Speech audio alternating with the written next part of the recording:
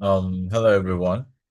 Today in this video, I'll discuss about the key insight I gained from the NS3 simulation and also explain how modulation choices impact user experience in real wireless networks. Hmm. First, let me talk about the main insight from the simulation.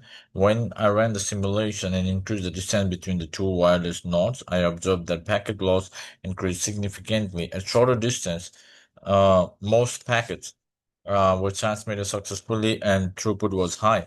However, as the distance increased, the number of packets rose, and overall performance, it degrades. This happens because of a fundamental concept in wireless communication known as the signal to noise ratio. As the distance between the transmitter and the receiver increases, the signal becomes weaker due to path loss, while noises remains relatively constant.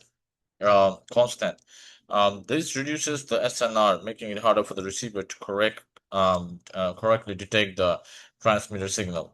Another important observation was related to the data rate. When a higher data rate was used, such as moving from 6 Mbps to 54 Mbps, the performance degraded under weak signal conditions. This is because higher data rates rely on high order modulation scheme like QAM, which are more sensitive to noise and interference. The lead. Anyway, sorry. There's always a trade-off between a data rate and reliability. High data rate improves efficiency but require better channeling conditions.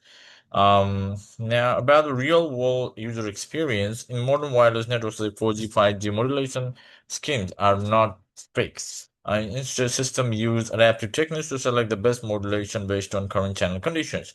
For example, if a user is close to a base station with strong signal quality, the network can use high order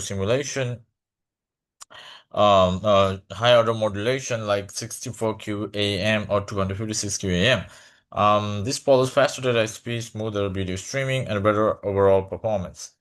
However, if the user moves further away or experiences interference, such as being inside a building or traveling in a vehicle, the signal quality drops. In this case, the network switches to a more robust modulation scheme like QPSK. While this reduces data speed, it ensures that the connection remains stable and reliable. From a user perspective, yeah, this explains why the internet speed can, vary depending on the location. Near a tower, downloads are fast and similar, but in weak signal areas, speed drops, although the connectivity is still maintained. In conclusion, NS3 simulation clearly demonstrated how distance and signal condition affect the packet transmission and reliability. It also highlighted the importance of choosing the right modulation scheme to balance speed and robust. I think today that will be it for the video. Thank you so much.